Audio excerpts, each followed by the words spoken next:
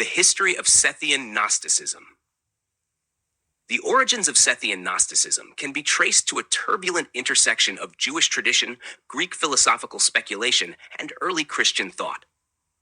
As early as the 1st century, figures like Josephus and Philo of Alexandria criticized certain Hellenized Jews who, in their zeal to harmonize scripture with Greek philosophy, abandoned the plain meaning of the law for allegorical and speculative reinterpretations. This movement toward mystical and philosophical rereadings of sacred texts would, over time, give rise to the distinctive theological currents known as proto-Gnosticism.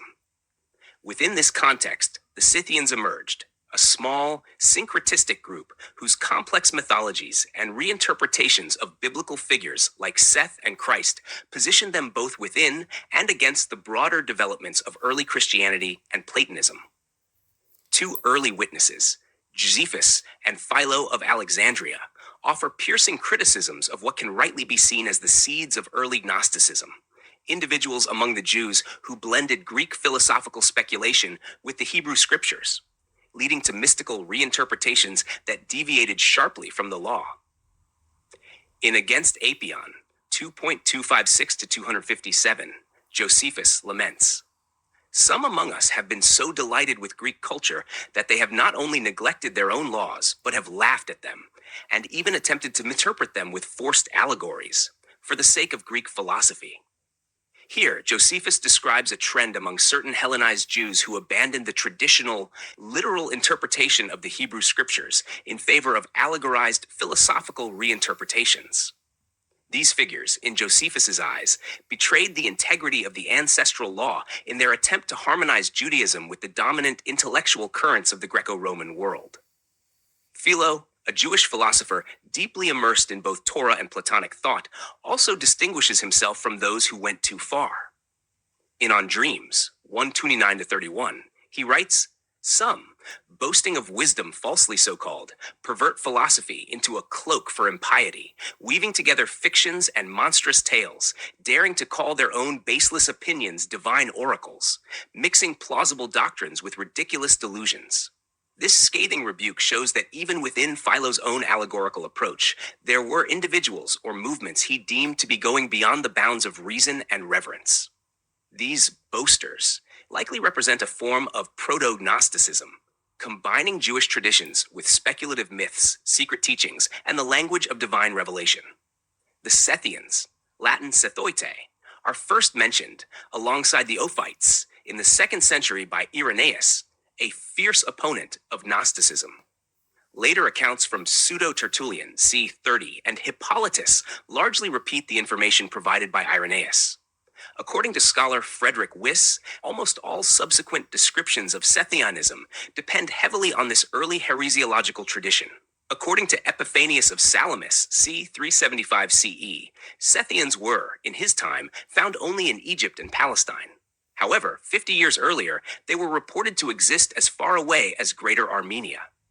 This suggests that Sethianism was a small localized group of Jewish Christians, rather than a widespread or dominant movement. The 4th century Catalogue of Heresies by the Philister places the Ophites, Cainites, and Sethians as pre-Christian Jewish sects. However, since Sethians identified Seth with Christ, as seen in the 2nd treatise of the Great Seth, the belief that the Sethians were an entirely pre-Christian sect is not widely accepted today. Modern scholarship sees Sethianism as a syncretistic phenomenon that absorbed Jewish and Greek elements while emerging within the broader context of early Christianity. It is best understood as a distinctly inner-Jewish, albeit syncretistic and heterodox phenomenon that evolved over time under the influence of Christian and Platonic thought. According to John D. Turner, Sethianism developed through 6 distinct phases. Phase 1. Before the 2nd century CE, 2 groups formed the basis of Sethianism. A Jewish group of possibly priestly lineage known as the Barbaloites, named after Barbalo, the first emanation of the highest god, and a group of biblical exegetes known as the Sethites, who viewed themselves as the seed of Seth. Phase 2.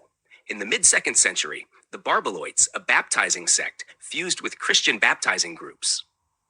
They began to view the pre-existent Christ as the self-generated autogenes son of Barbalo, who was anointed with the invisible spirit's Christhood. Through baptism, Barbeloites believed they were assimilated into the archetypal Son of Man. Jesus of Nazareth was seen not merely as a historical figure, but as an appearance of the divine Logos. Phase 3. Later in the 2nd century, the Christianized Barbeloites merged with the Sethites to form the Gnostic Sethianists. Seth and Christ were now fully identified together as bearers of the true image of God, with the view that Christ had appeared in the world to rescue Jesus from the cross, a strongly docetic interpretation. Phase 4. By the end of the 2nd century, Sethianism grew apart from the developing Christian orthodoxy, which rejected the Sethian docetic view of Christ's body and death. Phase 5. In the early 3rd century, Sethianism was fully rejected by Christian heresiologists.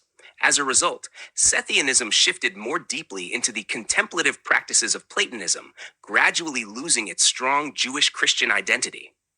Phase 6. In the late 3rd century, Sethianism was attacked by Neoplatonists like Plotinus, who objected to its mythological speculations. Alienated from both Christian orthodoxy and Platonism, Sethianism fragmented into various sectarian Gnostic groups, such as the Archontics, Audians, Borborites, and Fibionites. Some remnants of these groups survived into the Middle Ages. As Christianity solidified and became the state religion, other Christian groups, especially those forming the Catholic Church, viewed the Sethians as dangerous heretics. Persecution followed. Sethian writings were banned, their communities were suppressed, and references to their teachings were preserved mainly by opponents eager to refute them. Thus, Sethian Gnosticism represents an early, bold, and deeply controversial attempt to reinterpret Jewish and Christian tradition through the lens of Platonic philosophy and mystical speculation, an attempt that provoked both fascination and fierce opposition throughout the ancient world.